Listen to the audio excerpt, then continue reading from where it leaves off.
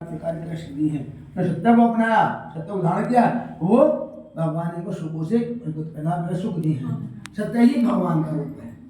समझे? हमें कथा सुनी, भगवान का सुनी और सत्य को ना जीवन उतारा तो कथा सुन नहीं देता है। सत्य ही साक्षात नारायण है। सत्य को अपनाना ही साक्षात भगवान है। तो आप ध्यान से सुनेंगे। 5 कथा ना किसमें है, 15-20 मिनट की है, आप ध्यान लगा करके सुनेंगे और कथा से हमारी मुक्ति होती है। कथा से हमको पुण्य मिलता है। समझे? परीक्षित ने कथा सुनी थी 7 दिन तक और क्या हो गया था, भागवत सुनी थी, उसको मुक्ति मिल गई थी जो है। समझे? तो यह कथा सुननी चाहिए, जीवन सत्संग करना चाहिए। जीवन सत्संग हमको हमारे जीवन को बदलता है, विचारों को बदलता है। तो आप पूर्ण चावल से धार्मिक तो मुक्ति ना ले लें। बोले सत्यदेव भगवान की जय। जब तक जिंदगी मिलेंगे फुर्सत काम से, उस समय जरूर निकालो, कर लो प्रेम भगवान से। तो शुरू करते हैं। एक समय तीर्थादि 18 सुनी। सूर्य से पूछा, हे प्रभु, इस कलयुग में वेद को प्रभु किस प्रकार मिलेगी, तन को उद्धार कैसे होगा? इसलिए मुनि श्रेष्ठ को ऐसा उपाय कहिए जिससे थोड़े समय में पूर्ण विलुप्त हो और मन चित रहे। वह कथा सुनने की हमारी इच्छा है। एक तीर्थ है नमस्कार, कहाँ है? सीतापुर के पास। वहाँ 28,000 ऋषि इकट्ठाते जो है, आज वो वहाँ ऋषि रहते हैं। तो चाहते हैं उन्होंने सूर्य प्रश्न किया, ऐसा वैसे मनुष्य बात का कल्याण हो जाए। तो स्वराधिकता सूर्य जी बोले, हे वैष्णव ने पूछे, आप सबने श्रवण की बात पूछी है। हम मैं उस व्रत को आप लोगों से कहूंगा जिस व्रत को लक्ष्मी नारायण से पूछा था। लक्ष्मीपति श्री मुनिश्रेष्ठ लक्ष्मीपति ने मुनिश्रेष्ठ नारद से कहा था। समझे? ये कथा विष्णु भगवान ने नारद को सुनाई थी। नारद को घूम करके पूरी में प्रचार किया था जो है। एक समय योगीरा नारद जी 200 की इच्छा से अनेक लोकों में घूमते हुए मृत्युलोका पहुंचे। वहां उन्होंने अनेक योनियों में जन्मे हुए प्राय सभी मनुष्यों को अपने कर्मों के द्वारा अनेकों दुखों से पीड़ित देखकर करने से उनके निश्चय उनके दुखों को नाश होगा, ऐसा मन में सोचकर विश्वलोकोत्पन्न नारद मुनि वहां उन्होंने श्वेतमणि वाले देव के स्नान को देखा, जिनका तुम शंख चक्र पद्म पहने हुए थे। देखकर मुनि की स्तुति करने लगे। नारद मुनि की स्तुति करने लगे। नारद से इस प्रकार सुनकर स्तुति सुनकर करने लगे, आप अन्य शक्ति संपन्न है, मंत्रवाणी भी आपको नहीं पा सकती। आप आदि मत और अंत नहीं है, निर्गुण स्वरूप सृष्टि आदि मूर्ति और भक्तों के दुखों को दूर कर आपको मेरा नमस्कार है। इसने कहा नारद ने स्पष्ट करके भगवान विष्णु को नमस्कार किया। तो नारद से इस प्रकार सुनकर भगवान विष्णु बोले, हे मुनिश्रेष्ठ, आपके मन में क्या है? आपका किस काम से आगमन हुआ है? मुझ कहो, तब अनिसंकोच कहो। तब नारद मुनि बोले, मिले मृत्यु लोक में सब मनुष्य जो अनेक योनियों में पैदा हुए हैं, अपने अपने कर्मों के द्वारा अनेक प्रकार के दुखों से दुखित हो रहे हैं। हे नाथ, मुझ पर दया रखते हो तो बतलाइए, उन मनुष्यों के सब दुख थोड़े से कैसे दूर हो सकते हैं? ऐसा कोई वजह तो उनके दुख दूर हो जाए, दुख हो सकते हैं, थोड़े कैसे दूर रखते हैं? श्री भगवान जी बोले, हे नारद, तूने मनुष्यों की भलाई के लिए बहुत अच्छी बात पूछी है। जिस काम के करने से मनुष्य मोक्ष से छूट जाता है वह मैं कहता हूँ, सुनो।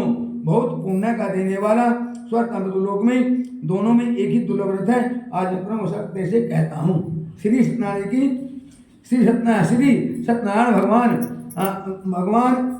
सत्यनारायण का व्रत अच्छी तरह विधान पूरा करके मनुष्य तुरंत सुख भोग कर मरने पर मोक्ष को प्राप्त होता है। श्री भगवान के वचन सुनकर नारद मुनि बोले, इसका क्या फल है, क्या विधान है, किस दिन व्रत करना चाहिए और किस समय करना चाहिए, किस दिन व्रत करना चाहिए, इसका पूरा विस्तार से मुझे बता दीजिए। कब करें, कैसे करें, क्या इसका विधान है, सारा विधान से मुझको विधान से बता दीजिए।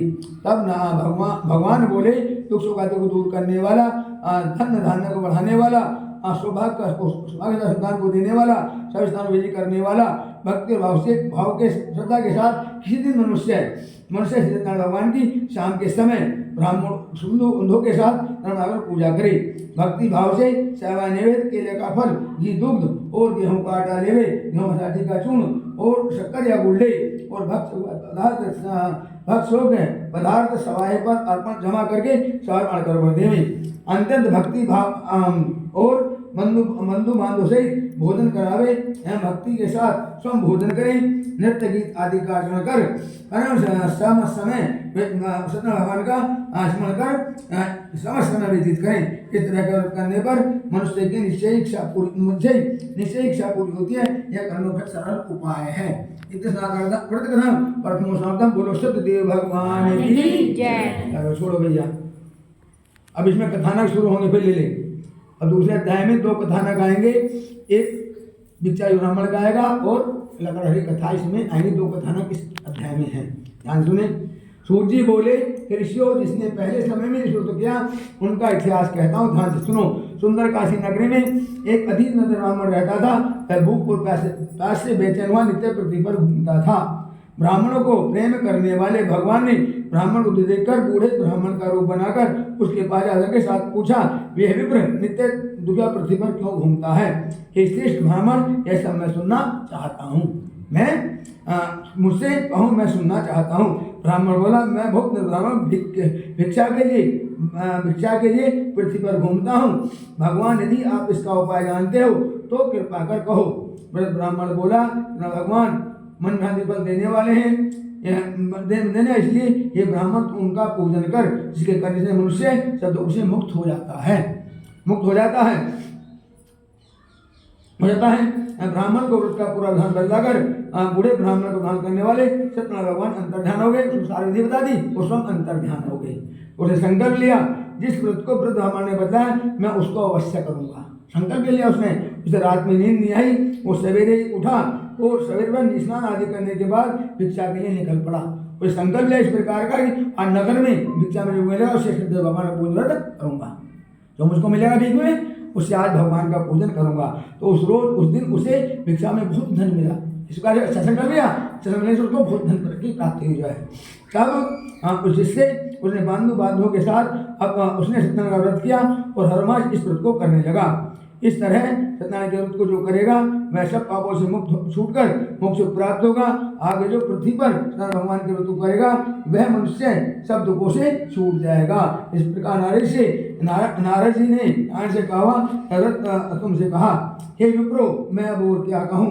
ऋषि बोले, हे मुनीश्वरों, संसार में ब्राह्मण से सुनकर इस व्रत का हम सब सुनना चाहते हैं। लकड़हरी की कथा आएगी, कथा न कहेगा, चाहते हैं, इसके लिए हमारे मन में श्रद्धा है। सूत जी बोले, ऋषियों, हे मुनियों, जिस व्रत का वह सब सुनो। एक समय वह ब्राह्मण धर्म व्रत करने को तैयार हुआ। उस समय एक लकड़ी बेचने वाला बूढ़ा लकड़ा आया, तो लकड़ियों को मकान के बाहर रखकर ब्राह्मण के मकान के अंदर गया। प्यास से दुखी लकड़हारे ने व्रत करते हुए देखकर ब्राह्मण को नमस्कार कर कहा कि आप क्या कर रहे हैं? उससे करने से क्या फल मिलता है? कृपा कर मुझसे कहो। इसने उसका समाधान पूछा, कृपा मुझसे कहो। ब्राह्मण ने कहा, सब मनोकामना को पूर्ण करने वाला यह भगवान का व्रत पूजन है, व्रत है। इसी प्रकार मेरा धन आदि की वृद्धि हुई है। ब्राह्मण से इस प्रकार व्रत के बारे में जानकर लकड़ा प्रसन्न हुआ, और प्रसाद खाने के बाद अपने घर को चल दिया। अब उसने लकड़ा ने मन में इसका संकल्प लिया कि आज नगर में लकड़ी बेच ले, जो धन मिलेगा उससे भगवान को पूजन करूंगा। संकल्प लिया उसने विजय, या जो धन की प्राप्ति होगी उसे सदैव भगवान व्रत करूंगा जो है। तो ऐसा मन में संकल्प लेकर के बूढ़ा लकड़हारा लकड़ियों को अपने सिर रखकर जिस नगर में धनवान लोग रहते थे, इस नगर में चला को गया। वहाँ पर उसे उन लकड़ों का दाम पहले चुगना प्राप्त हुआ। उधर 5 में थी, 20 रुपये में की जो है। इस बार भगवान के पास अच्छा संकल्प लेना तो 20 रुपये उसको प्राप्त हुए जो है, प्राप्त हुए। तब वह बूढ़ा लकड़हारा लकड़ियों को दाम ले होकर पक्के केले की फली, शक्कर, घी, दुग्ध और दही, गेहूं का आटा आदि भगवान के कुछ सामग्री को लेकर अपने घर को गया। फिर उसने अपने सब भाइयों को बुलाकर विधि के साथ भगवान जी का पूजन और व्रत किया। उसके प्रभाव से लकड़हारा बहुत पुत्र आदि अपने बांधवों के साथ पुत्र आदि की प्राप्ति ब्राह्मण ने उसको किया और उसके प्रभाव से युक्त हुआ और संसार के समस्त भक्त भगवान को चला गया। व्रत कथा तुतुध्याय समाप्तम। सत्यदेव भगवान की जय। ये हुआ साहब 2 अध्याय पूरे हो गए। अब तीसरा अध्याय से शुरू होता है। अध्याय में 2 कथानक इसमें आएंगी, उनका मुखनाम रेजक और लीलावती कलावती की इसमें कथा शुरू हो जाएगी। सब जानते हैं लीलावती कलावती कथा के जाने, लीलावती ऐसी थी, कलावती ऐसी थी, वो सब जानते हैं, सबको मालूम है। तो सुने ध्यान से। अब तीसरा अध्याय, सूची बोले, हे श्रेष्ठ मुनियों, अब आगे का कहता था सुनो। पहले समय में उल्का को नाम का एक बुद्धिमान राजा था, वह सत्यवक्ता जितेंद्र था, मतलब जैसे कभी झूठ न बोला हो, इसलिए हमने इंद्र की तरह है ऐसा होगा। उल्का नाम का ऐसा राजा था। राजा प्रतिदिन देव स्थानों में तथा मृतों को धन देकर उनके कष्ट दूर करता था। उनकी पत्नी भी कमल के समान मुख वाली प्रसिद्ध आदमी थी। एक रोज बरसी नदी के तट पर दोनों ने मिलकर सत्यनारायण का व्रत किया। उस समय एक साधु वैश्य आया, उसके पास व्यापार के लिए बहुत सा धन था। नाव किनारे पर ठहरा कर राजा के पास गया और राजा के दूतों को राजा के व्रत देखकर विनय के साथ पूछने लगा कि राजन, भक्त यह क्या कर रहे हैं, मेरी सुनने की इच्छा है। उसने इच्छा व्यक्त की है राजा से सुनने की है, तो तब जो है सुनने की इच्छा है, मेरी भी कोई संतान नहीं है और इससे अवश्य होगी, मुझे इसके बारे में सब कुछ बताइए। राजा बोला, हे साधु, अपने बांधों के साथ प्राप्ति के लिए महाशक्तिमान भगवान का पूजन किया जा रहा है। राजा के वचन सुनकर साधु आदर के साथ बोला, हे राजन, मुझसे इसका संविधान कहो, मेरे भी कोई संतान, मैं अब मेरे भी कोई संतान। इसके मन में विचार आ गया कि इस वक्त कहने मेरे संतान अवश्य होगी। सुनकर राजा से संविधान सुन व्यापार निवृत्त हो आनंद के साथ साधु वैश्य घर गया। साधु ने अपनी स्त्री से संतान देने वाले पुत्र का समाचार सुनाया और कहा, जब मेरे संतान होगी तब व्रत को करूंगा।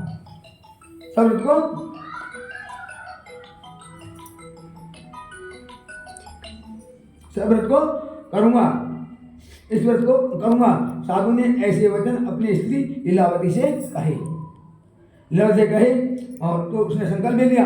एक दिन उसकी स्त्री लीलावती पति के साथ आनंदित हो और संसार धन में प्रवृत्त होकर सत्यनारायण भगवान के पास गर्भवती हो गई। 10वें महीने में सुंदर कन्या को जन्म दिया, इसका नाम कलावती रखा गया। पुत्री होगी, पुत्री 2 कुलों को चलाती है, 2 कुलों का नाम रोशन करते। कन्या जो है जगह पैदा होती है उसको नाम रोशन करती है, क्या जाती है उसका नाम 2 कुलों को कन्या है। कन्याधन महान होता है, तो आप पुत्र जाएगा आपको कन्या होगी, उसका नाम कलावती रखा गया। कलावती इस प्रकार का चंद्रमा बढ़ता है। तब लीलावती ने मीठे शब्दों में अपने से कहा, संकल्प से पूरा कर दीजिए। संकल्प याद दिलवाया, परंतु बनिया था, लोभी था, लालची था, कपटी था, छली था और घमंडी था, अभिमानी था। उसने कहा, हे प्रिया, हम इसका विवाह करने पर अपना संकल्प पूरा कर देंगे। व्यापार करने के नगर को चला गया। पितृगृह में कलावती वृद्धि को प्राप्त हो गई। जब साधु ने नगर में सत्यों के साथ अपनी पुत्री को देखा तो दूत बुलाकर कहा कि पुत्री के शोध वर देख कर लाइए। साधु की आज्ञा पाकर दूत कंचनपुर नगर पहुंचा और वहां बड़ी खोजबीन कर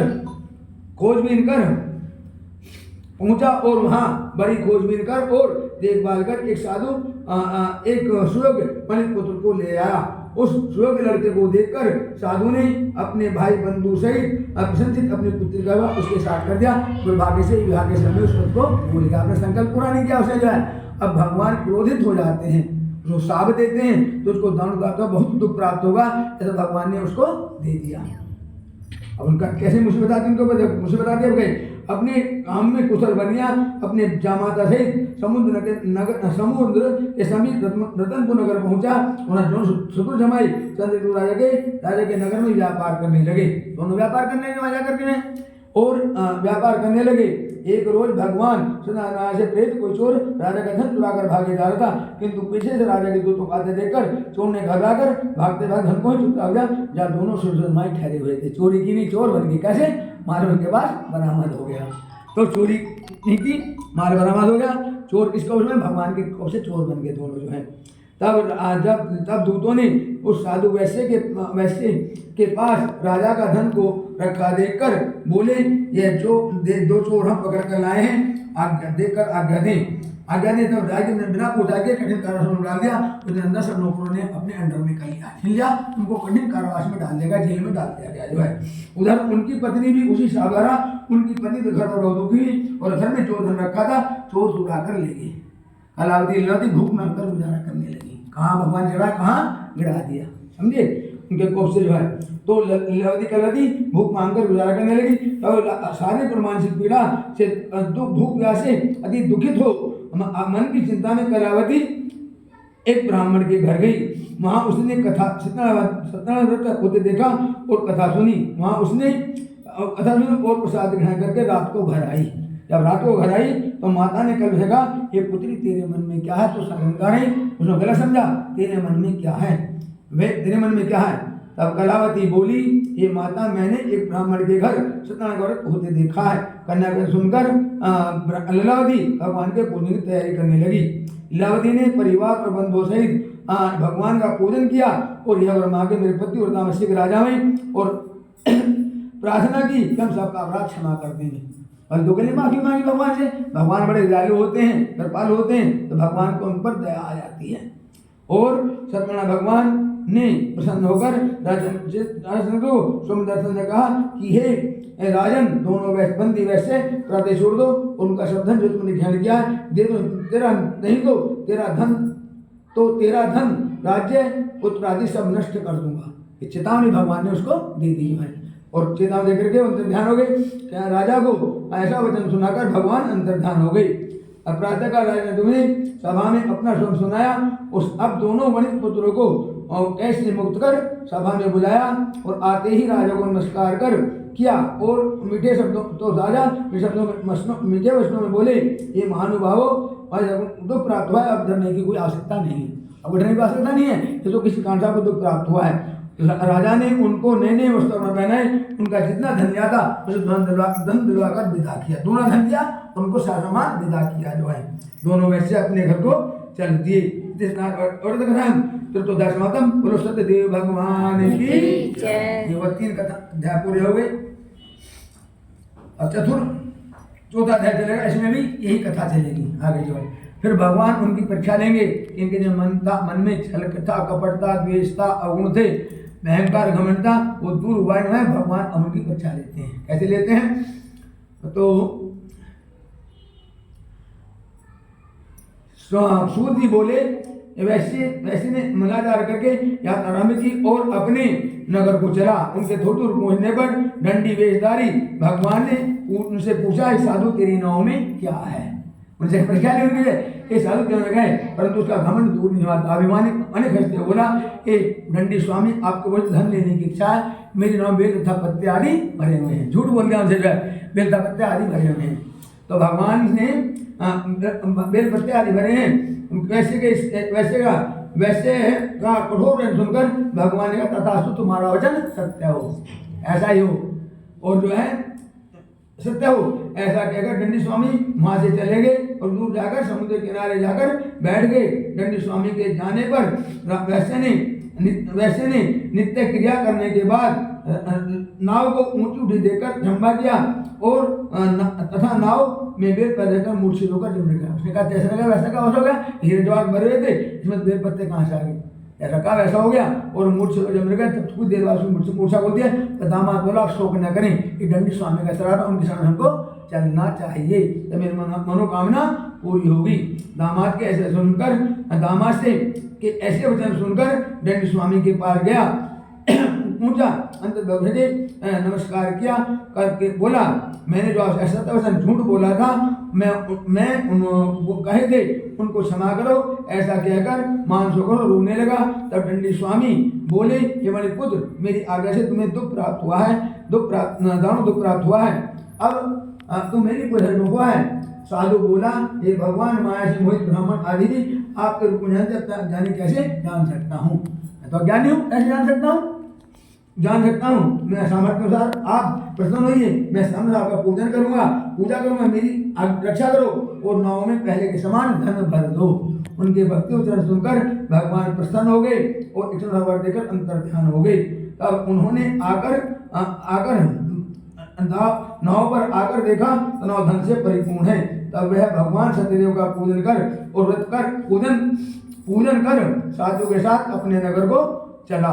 तब अपने नगर के समीप पहुंचा तो दूत को घर भेजा। जाकर के दूत से कहा कि आप घर समा दे दो, अपने साधु वैसे अपने दामाद के साथ घर वापस आ रहे हैं। तब दूत ने साधु के घर जा उसकी स्त्री को नमस्कार कर कहा कि साधु अपने दामाद से इस कृष्ण आ गए हैं। ऐसा सुनकर लीलावती बड़ी खुशी के साथ सत्यदेव का पूजन कर, लीला ने पूजन कर रही थी, उसने पूजन पूरा कर लिया। उसने पुत्री से कहा कि मैं पूजन पूरा करके अपने तो ही पूजन पूरा करके अपने पति के दर्शन के लिए आना। परंतु कलावती से जब उसने कहा, उसके सब सुनकर उतावली हो जाती है और कलावती प्रसाद और पूजन को छोड़ करके अपने पति से मिलने के लिए चली जाती है। प्रसाद और पूजन के कारण भगवान रुष्ट हो गए और उसके पति को नौका से पानी में डुबा दिया। कलावती के पति को उसने पूजन की अवहेलना कर दी है, पूजन पूरा नहीं किया, डुबो दिया। कलावती अपने पति को देखकर रोती जमीन पर गिर गई। उस समय उस तरह नौका को डूबा हुआ कन्या को रोता देख साधु दुखित तो बोला, हे प्रभु, मेरे परिवार से हम उससे कोई भूल हुई है, उसे क्षमा करो। उसके 3 वचन सुनकर ना भगवान सतदेव प्रसन्न हो गए और आकाश में तेरी कन्या, हे साधु, तेरी कन्या मेरे पूजन छोड़ करके आई, इसलिए अपनी अवश्य ऐसा है। यदि घर पहुँच कर पूजन पूरा करके लौटे, ग्रहण करके लौटे, तो पति अवश्य मिलेगा। आकाश में सुनकर कलावती ने घर जाकर पूजन पूर्ण किया और प्रसाद ग्रहण करके वापस आई।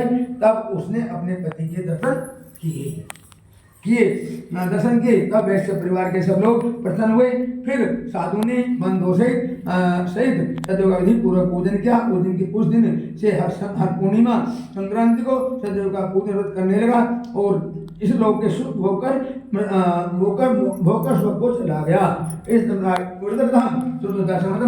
देव भगवान की जय। अब अंतिम कथानक इसमें रह रहा अध्याय जो है, इसमें जो है कथानक है गंगामी कथा, केवल 2-3 मिनट का है। उन्हें जिसने भी भगवान ने व्रत आकर सब कुछ नष्ट कर दिया था, तो कथा। सूर्य जी बोले, हे ऋषियों, मैं और भी कथा कहता हूँ, सुनो। प्रजापाल राजा था, उसने भगवान का व्रत त्यागकर बहुत दुख पाया। एक समय वन में आकर के पशुओं को मारकर बड़ के पेड़ के नीचे आया। उसने अति भक्ति भाव से ग्वाल बालों को बांधो से सत्यदेव भगवान का पूजन करते हुए देखा। राजा देखकर अभिमानवश महाने जा और नहीं उसने भगवान को नमस्कार किया।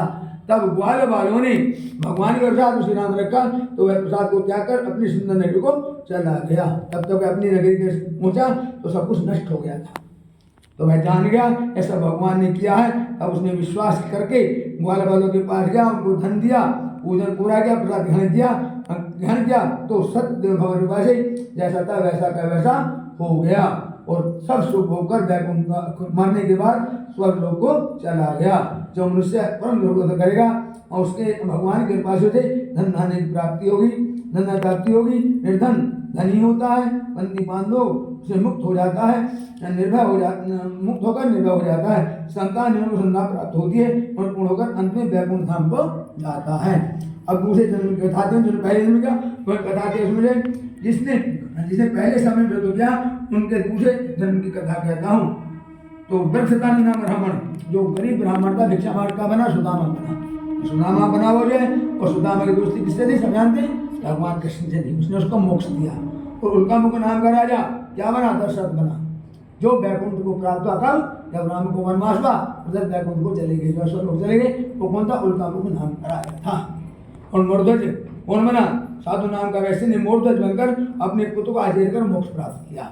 मोरध्वज बना नाम कैसे, अपने पुत्र को आदेश दिया तो उसने मोक्ष प्राप्त किया जो है। और महाराज शंभु होकर भगवान के भक्त वचन कर मोक्ष प्राप्त किया। बोलो सत्यदेव भगवान की जय। सारे कथानक पूरे हो गए।